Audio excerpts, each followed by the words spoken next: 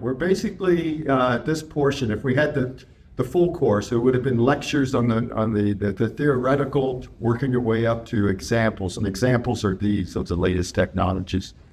We did this once before, Pedro, back in the spring, and it was really good. We had an actual one, students and everything. But it was great to start off with the theoretical. Everybody gave theoreticals, when it came to the cell phone towers. Lots of people didn't know how that worked, and you guys definitely highlighted that. And then it moved on to the practical sense of how to work with cell towers and stuff in a positive way with sensors. And then, of course, EOIR, the basics of that. Roland did a super job on the Frederick and stuff. And then the core of it is the mission management system that brings it all together. So super. So this time what we're doing now is focusing hands-on, ask those kind of questions. You're probably, when you go to the cell phone detections, you'll probably end up spending time on the basic theoretical side of it. And so, you're going to sit there and show him, but he's going to go. And you're going to have to, I got to go all the way back. A station, base station, blah, blah, blah, right? And you're probably going to get that while you sit with these guys in Amsterdam. So, this is hands-on today. And here's the schedule. We're right on time. Next is going to be George. And the whole philosophy why we have R2 is roles and responsibilities. And from your perspective, you want to know what operators are like, right? So you can design things that they can touch and feel in an efficient way. And so this is going to give you a good perspective from what operators, the guys who are going to use your system, are thinking. So this is actually perfect. And then, of course, the open lab in everything. So with that, Pedro, do you have any questions? No, it's quite clear for now. Thank you. He's surrounded. This yeah. I love it.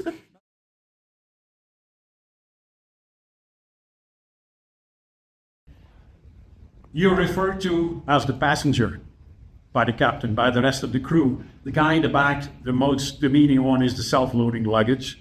Sometimes he comes with a laptop or whatever, or the FLIR guy or what have you. So you see, the operator is the most important person, but in a sense, he is treated like a passenger, like a piece of luggage on the plane.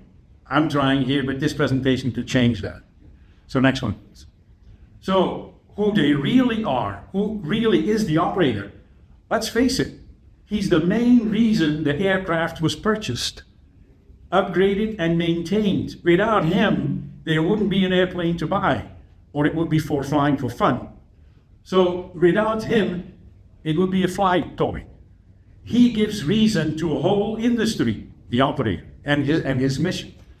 And he knows for each sensor, each one of you here who is providing sensors, the operator knows what altitude that he must fly to use it the best, what the operational procedures are. So he's really the specialist who should deserve, going back to the previous slide, all the respect that we can give him. And there are many reasons why he is who he is. He saves lives. The pilot doesn't save life. The airplane doesn't save life. The maintenance crew, in a sense, but not during the mission. He is the one who finds people and takes action to save lives. He avoids catastrophes. When things are lost, people are lost, he's the one who turns lost into found.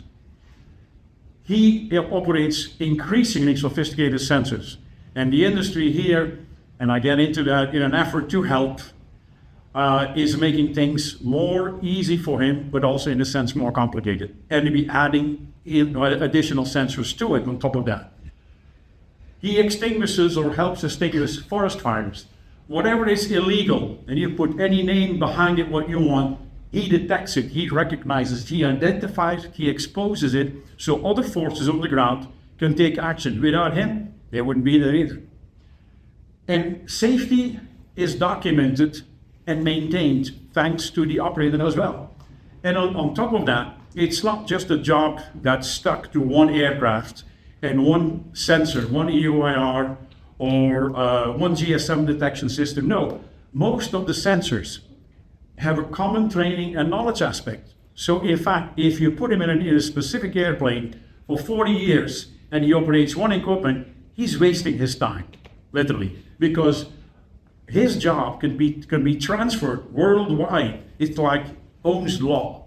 It doesn't matter if you're a lawyer or if you're an engineer, if you're in France or if you're in South Africa. Ohm's law is Ohm's law. The operator, his job is not tied to one aircraft type or one sensor type. So it's universal. And it's time the operators start to realize that and take advantage of that. Yes, please.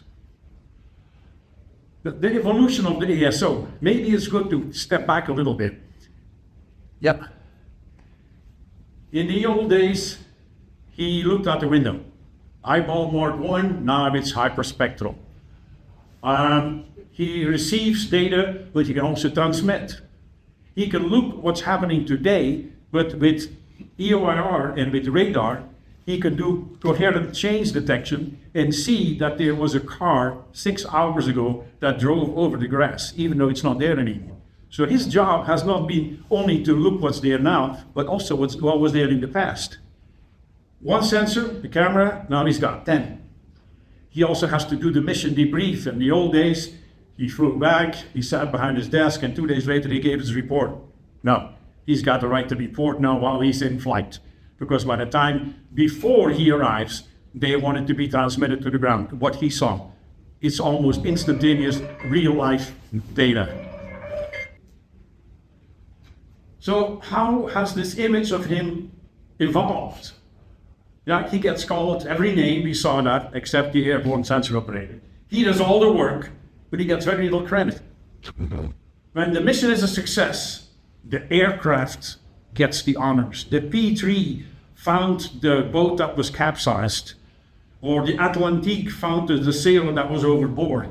But when there is no success, the operator did. He didn't do his job, he didn't find the guy, and that's why we're in this mess. So who's in charge of the aircraft? Well, he's the most important person, and this is a difficult situation. Starts getting better now, but it was very bad in the past. The captain is the captain of the ship, and you don't tell him how to fly. You don't even tell him where to fly. This all changes when you have an operator on board, because his mission is now the most important thing, not the flying. And it's difficult for some pilots to understand that and to accept that, most of all. So who's flying it? Is it safety? That's the pilot. If it's the mission, that's the operator. Is it both? Yes, it's both. And it's a very crucial relationship that no trainer in the world has ever examined, but it should be. Bestens. Training, I'll get into that later, but it's one of the worst things. When you buy a piece of equipment from anyone here who's in the audience who manufactures equipment, when do you get the operators? You get them when the system is purchased. You get them for 3, 4, 6 days, 5, 6 people. You give them training and you say, now go off for the next 20 years and you never see them again. These operators don't stay in the job. What happens to these new ones? You never see them again. And I'll get into that later as well. Then, after the system is installed, there's always the fight between, do we spend money on spares? Do we spend money on training? And it starts at the end of the contract negotiations already, when the finance guy has the last word. And he buys all this expensive equipment, and then he sees spares. We need 6% spares, total of 500,000. And we need training, 100,000 for training for 12 people for 3 weeks. Where? In the Bahamas? Where? Okay, already a bad word, right? So then the battle comes, and the finance guy has got his job. And he thinks, first of all, why do I need so many spares? I bought the most expensive piece of equipment in the world. Why do I have to buy these spares? So slash the spares in half. He gets away with it. Training. Do you think our operators are dumb? I mean, they speak 4 languages, they're engineers, they don't need 3 weeks, they need 1 week. The Bahamas? No, we send them somewhere in, I don't know, in northern Italy, southern Spain, or someplace in a little village where you can have bed and breakfast and training for the same price. So there is a negotiation already during the actual contract negotiation. It gets worse over time, because 10 years later, the spares are still number one. If there's no spares, aircraft on ground, everybody looks bad, spares get priority. Training, the guy forgot half of what the training was 10 years prior. And now, when he goes on a mission, the guy in the water, who he has to find, is the guy who worries very much about his training. But he's the only guy. Because if he doesn't find it, he didn't find it.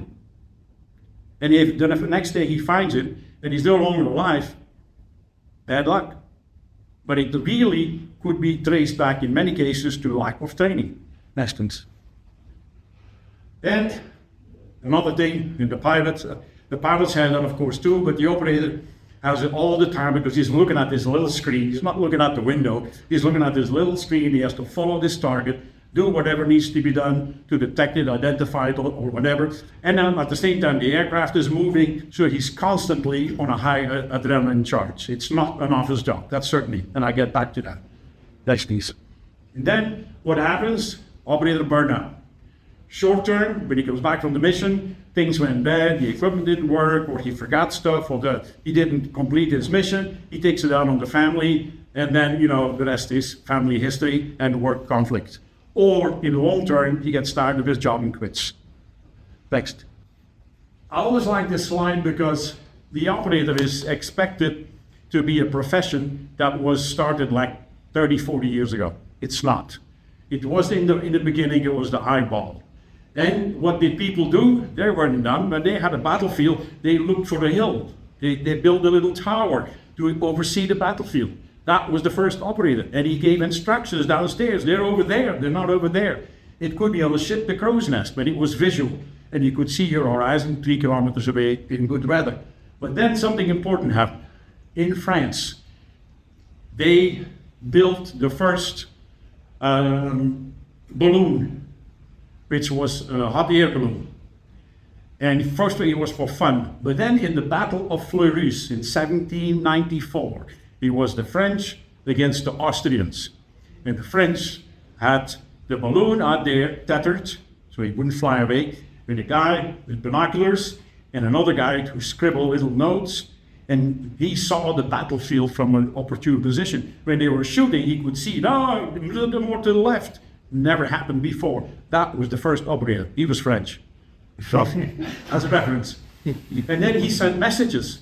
And he threw the messages down, but then they got lost. So they had the message on the tether. And they came down, and then that's how they directed the fire. So that was really the first airborne operator.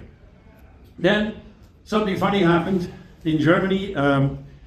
The guy, pharmacist, had pigeons to deliver little bottles of medicine. And he made a little harness, and they flew to the patients. Fantastic. It was uber ahead of its time, right? So he thought, hey, wait a minute, I can put a camera on there. So he made the camera himself with a little black and white. Every 3-4 seconds, it advanced and took a picture. So the pigeons flew and took pictures all over the place. And he thought, big military market here. So he went, took a patent. Unfortunately for him, World War I started. And there was a guy in Austria who designed a plane. And in German, the word pigeon is Taube. And he called his pigeon, he's called his airplane also the Taube. And that's the one that you see there in yellow. It was stealth because you could see through the wings.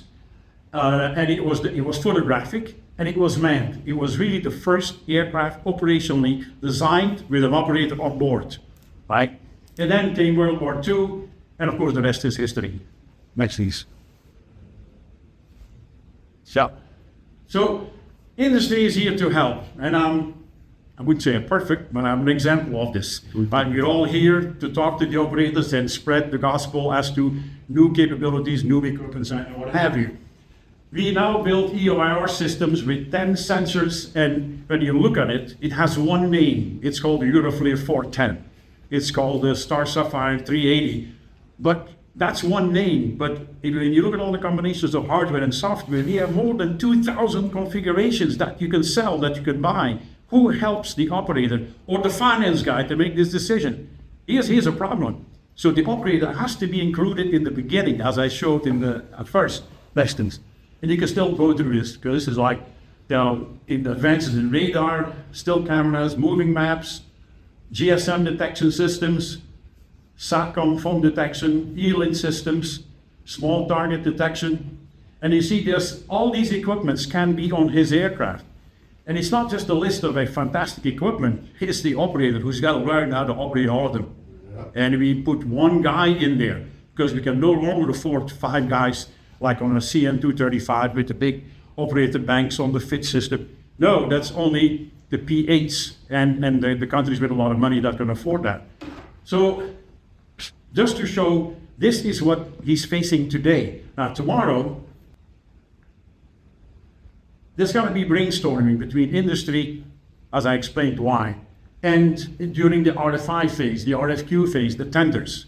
The operator is normally excluded. He's the one who raises the flag, but that's it. You don't see him afterwards. The sensors got to be integrated because you cannot have 5 sensors, 5 controls, 5 screens. No, you have companies like FlightSight who take all this and make it comprehensive. So he can absolutely, on one screen, do all the operations that he needs to do. Because physically, humanly, it's impossible today. Just keep going through it. And there's the MMUs that help put several sensors together. And now also, as part, not as of the mission, but as assistance, we start putting parts of the operations manual on the screen. So if anything goes wrong, he can go back and instead of taking a manual with him and find out what the procedure is, he can read it on his screen. So in case he forgets anything, in case he has questions, he can solve them in flight. Yes, please. You know, lifelong training, I'll get a slide in more detail, but I see that as the biggest problem. That industry is not adequately addressing. And then there's something that is called the ground assisted flight training. I'll get into that, but it doesn't exist today. It was a concept that at Airborne be promoted for a customer, very interested, and then the program didn't go, but I explained why this is part of the future. So what are we going to see tomorrow? That is, now it is aircraft, pilots, operator, equipment, one package. This does no longer have to be the case.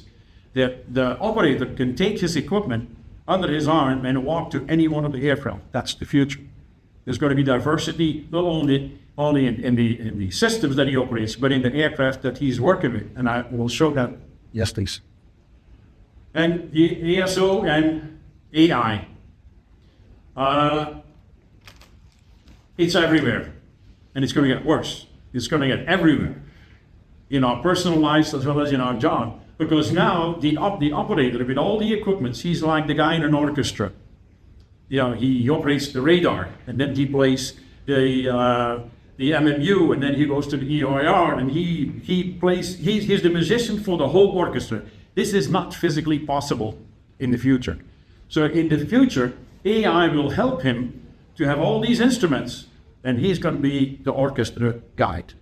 He's going to be the leader with the little, baton, and he's going to say, you do this, you do that. And his workload is going to be drastically reduced. And some of the software that we talk about here today already helps him in that. Missions will be dial-up, and that's a presentation in itself. Anybody who wants to know about this, talk to me later. But that's where I see the AI and the operator go in terms of missions. Human resources. They're the ones who hire the operator. They're doing a great job in filling the position, but is it the best position? Is it the best description they offer? Yes, please. Well, they should write professional job descriptions, not with 500 different names, but with one name. They should all be a member of ASOG. That's number one. So the target should be the operators, but also the human resource, the recruiters. And it goes on. They should have a manual. An ASO, and that's very important, is not a desk job. And I'll get into that. And that's a danger that we're going to see with the operators. And then, of course, the operator himself should be in a position to write a professional curriculum vitae, a professional way of showing who he is. And again, ASOG helps in that. And then he should simply become a member of all the different organizations. I will go through this quickly, but you have to look at the left. This is today's operator's problem. He has too many sensors. And then there's a solution that the benefits, and that's where we are at this moment. And a lot of it is in existence, not operational on every equipment, but it's available.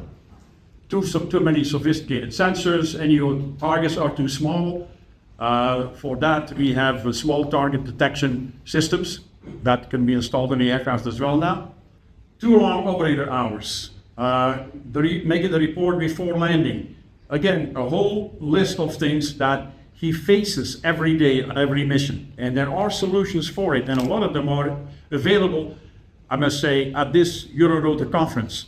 And a lot of them are being made available and being briefed by some members of the event. So you see, there's a whole lot of things that the operator has. I wouldn't call it his complaint list, but this is the list that he would like industry to take a look at and say, help me make my job better and easier and more precise. Because after all, a lot of the things he's doing is saving lives. That should be the most important thing we think of. Then comes training. First, as I said, the classroom training, perfect. Everybody wants to go to Hawaii to do follow the training, or to Milano or wherever, Classroom training, they put the system there, and you got some hands-on training with the control unit and all of that.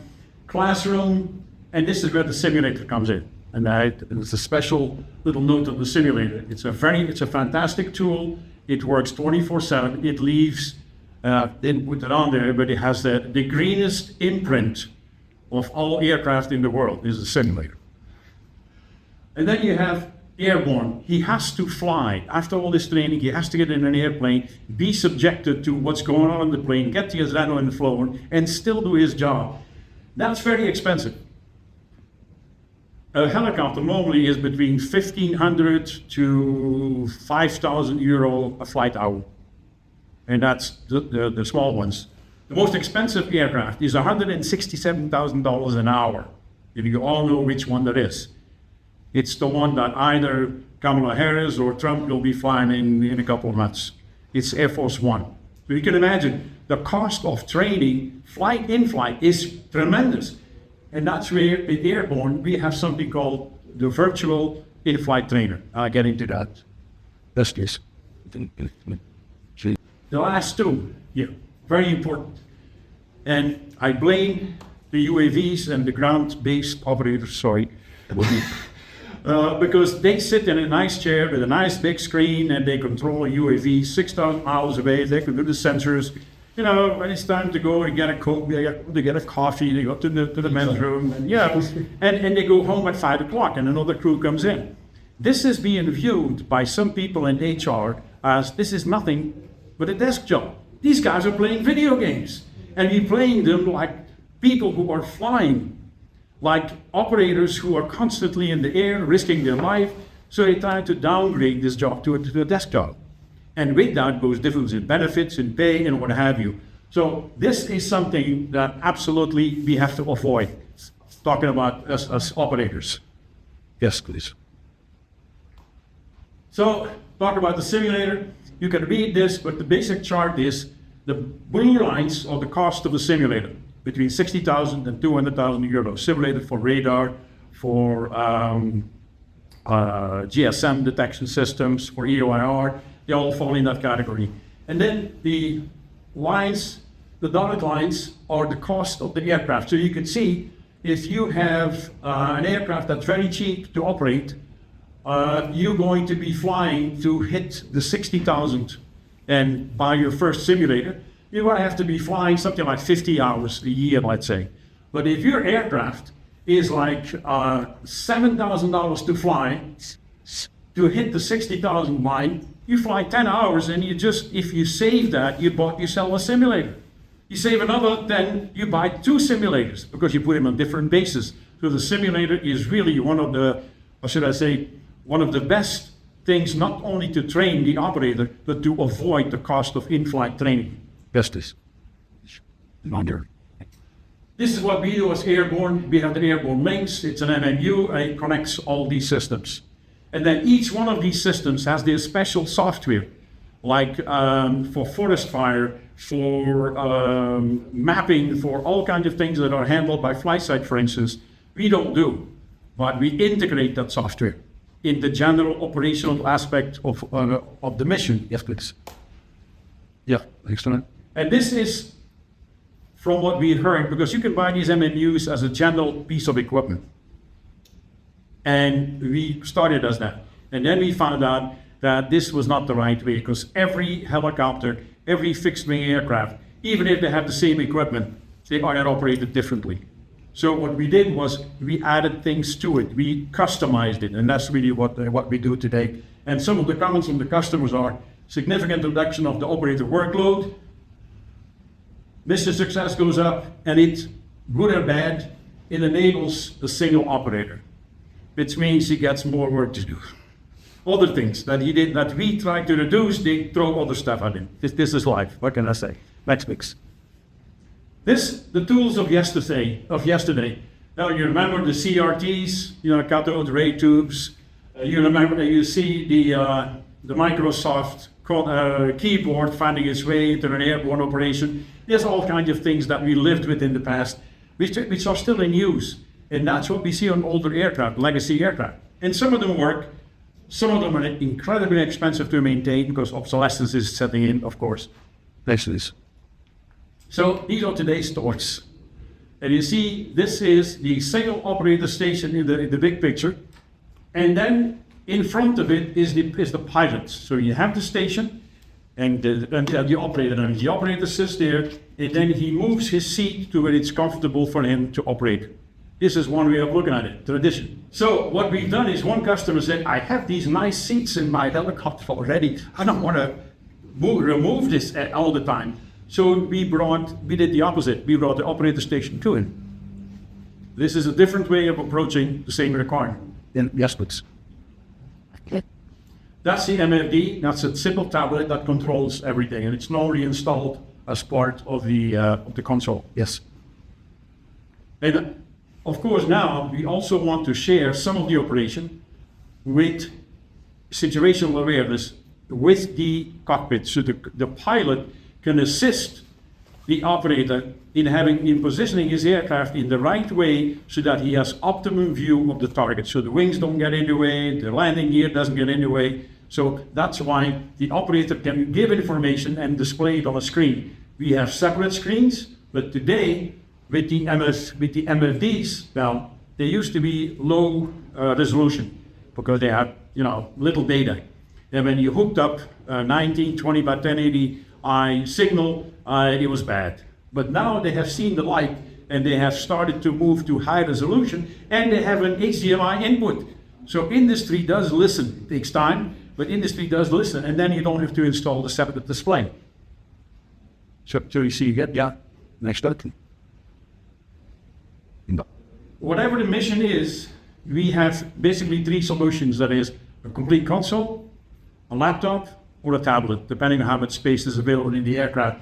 And then when you see the complete console, you have the displays, and then for takeoff, and they obstruct with a helicopter part. You cannot have easy access to the cockpit if you want to walk over or lean over there. So for takeoff and landing, safety-wise, we make it so that these displays go on top of each other for takeoff and landing.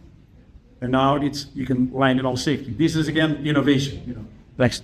And we are agnostic, and we think a company, an integrator especially, I hope the OEMs become like that, but it's a very little chance, as you will see. We buy from everybody, we listen to the customer. So if the sellers, the individual sellers of the equipment, do their job and talk to the operator and show him, the operator will tell us what he wants. And that's what's important to us. We don't force choices down the operator's throat. We will call you, we will tell you, hey, there is an opportunity here, or they want this, or, So I would say industry, do your part, go out, convince the operators, and they'll write it in the spec where they come and talk to us. And we follow the guides. So we install any one of these. Yes. So in-flight occupation, he's an operator, he's a multi-sensor guy, multi-communications, multi-mission, multi-aircraft. He doesn't always fly the same one. He is really, as I said before, he's a multi-manager on top of that. He's not simply an operator anymore. Really? And these are just a couple of examples. You can go through them. where you see here left and right parts, radar, EOI, or in radar. Yep, just go through and in the end in text again. When I said multi-aircraft, you see the skill of an operator can be transferred to different aircraft and different equipments. It's not a one-end job.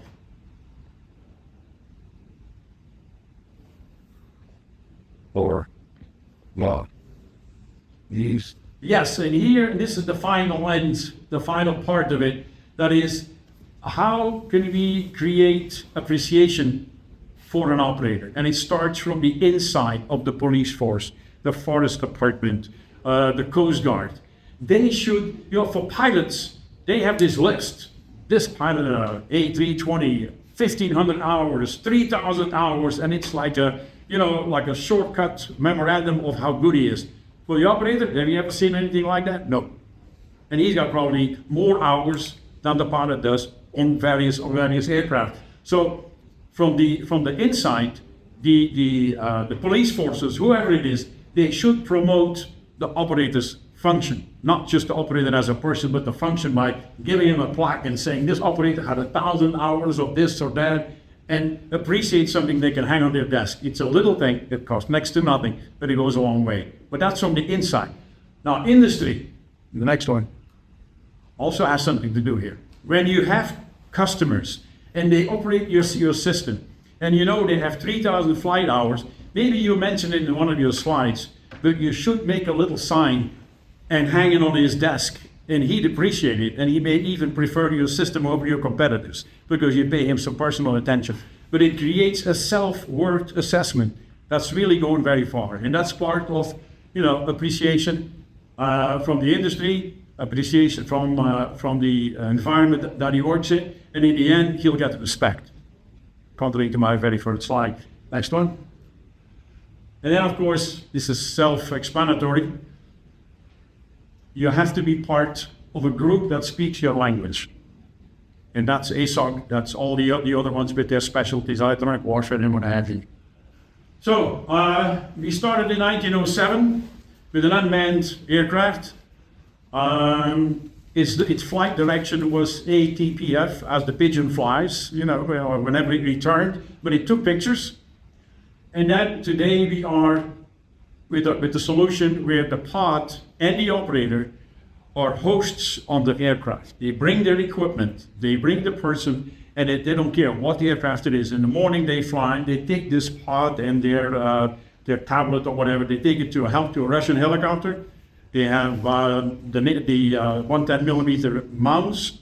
They take it off after lunch and they fly on a Western aircraft, and in 30 seconds they change it to a NATO 14-inch mount.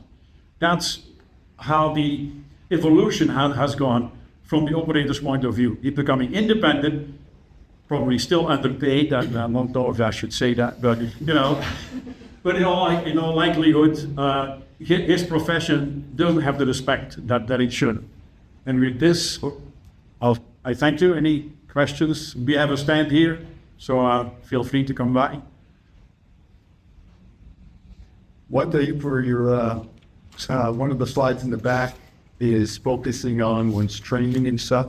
One thing I've noticed is besides CVs, is a flight log. Is a flight log. Pilots are religious about it, and down the road, it validates when somebody goes, okay, prove it to me. And that's something that the ASOG is promoting. It's guys, every time they fly, they have their own special log. What sensor did I use? What mission did I manage versus the pilot go, I flew, I got 40 engine time. I have to add that to my number. You're right. So that's the log. That's the resume of his life. So it is. It's like, since we're in the Netherlands, there's a saying in Dutch that says, "Meten is weten," which means measuring is knowledge. Yeah. So if you don't write it down, maybe your grandchildren will tell you, my grandfather told me this, but I have nothing to prove. One of our goals is to publish exactly. a logbook. That's now in for. Good point. I'll add that to it. Anybody else? Yeah, I have a couple. Yes, okay. So, thank you for your speech. First of all, In the artificial intelligence slide, you were mentioning the mission dialogue. Yes. Can you elaborate further on that? Yep. This is the real intelligence, the real fun part of where AI is going to affect everything that we do, but certainly the operators. As I said, now he plays every instrument of the orchestra, the violin, the trumpet. I mean, he plays all of them. Right? He's the expert. Training is incredible for all this. If you add AI, it's on a mission basis. For instance, he has to find a guy in the water, right? And there is no AI, but it's hooked up for the first time. So AI learns. It's nothing but a giant recording. We can process maybe 1 terabyte of data as a human, and we throw every day terabytes of data at the system. We store it, whatever. What do we do with it, right? But that's the purpose of AI. We cannot analyze it anymore.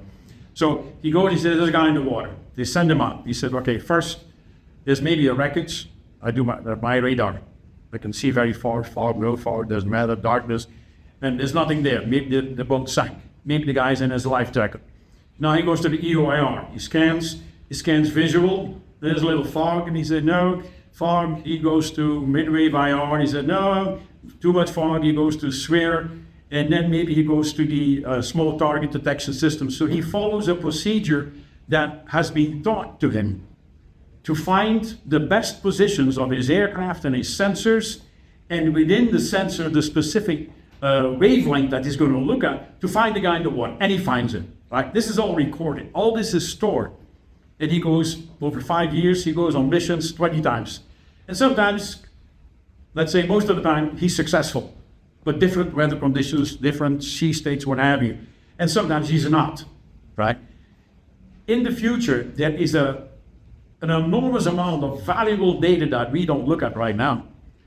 Because next time he goes out, 5 years later, and that database is available, he's going to say, what's the mission? He's going to say, forest fire, man in the water, man in the water. And the computer says, or AI says, oh, man in the water.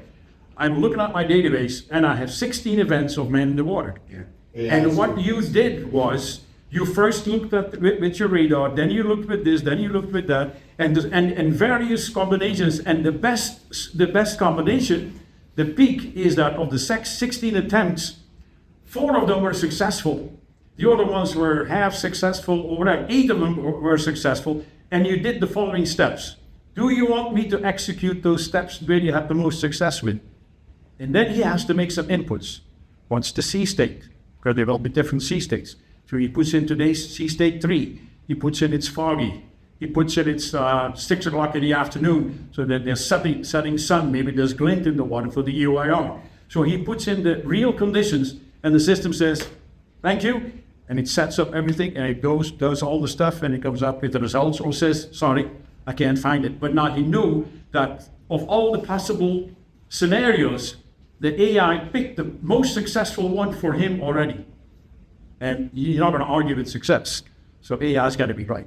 So that's basically the long description of the 2 letters AI. In the cockpit. In the cockpit, yeah. Well, yeah, in the cabin, yeah. And this is going to require not only data storage, which we're good at, thanks to the video gamers, and processing, again, thanks to the video gamers, for the data, what it could be linked, right, where he sends the requirements, and the computer's on the ground, and with a 2-way data link, the computer looks it up, and it gives him the results, and his system operates accordingly, and it's going to require software to implement his choice with the specific rules that he says, today it's rainy, or whatever, the wind is this direction.